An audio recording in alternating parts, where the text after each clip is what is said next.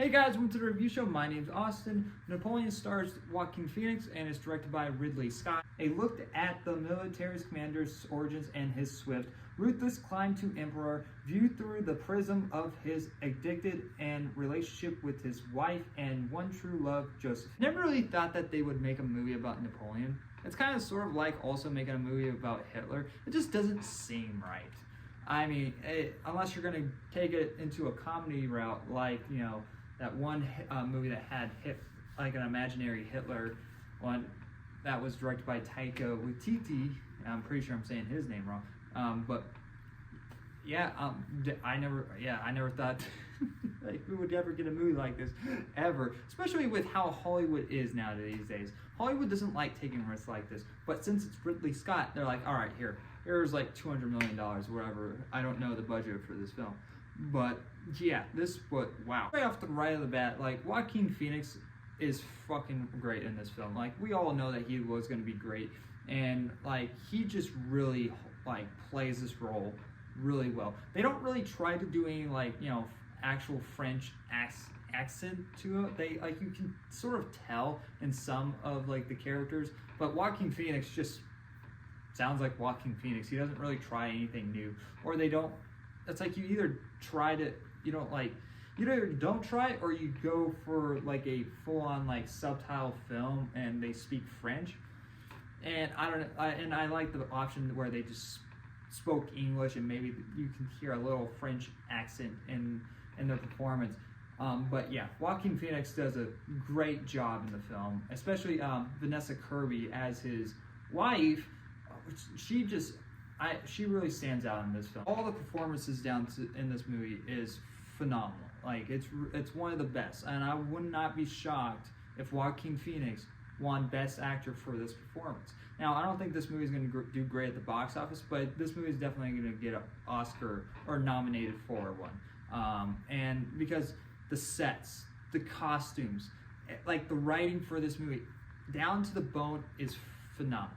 It's like it's really good. Like, the action set pieces that they have in this movie is fucking awesome. There's one sequence that takes place during the winter, and it turns out that the enemy was on ice, and like just how everything just turned, like just the shots for it, and like how they handled the scenes and how tragic every scene is when it comes to these wars. It really hits you, and like, it's like, holy shit, like that is a lot of dead bodies. And by the end of the film, the film does like its text thing, like, you know, at the beginning of the film it explains like where in time period that we are in, and by the end of the film it kind of sort of like the thesis of Napoleon. And so it does, like, and you see all the numbers and like of people that he got killed. It's just like, holy shit, how clever way that the trailer was put together. Like, the trailers don't actually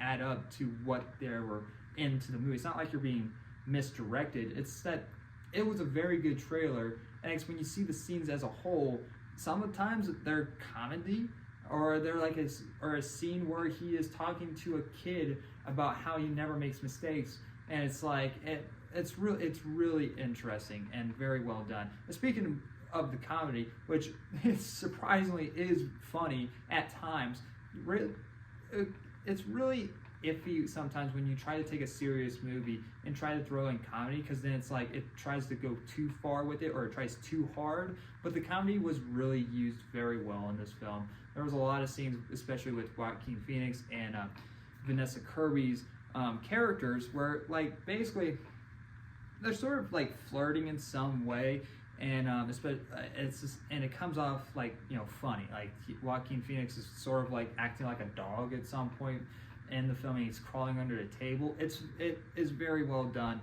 and it just comes down to the performance, the directing, and the set pieces. It really all comes down to that, and that I really enjoyed, which is all the standout in this film. And you really feel the heavy weight of all these losses, and this man who just basically just cared about himself and took over this freaking empire, which is supposed to be years, but it just felt a little messy. That's kind of like my little issue, is that the pacing in this film is all over the place. That's kind of my main issue with the film, because sometimes you're like, wait, okay, what's going on here?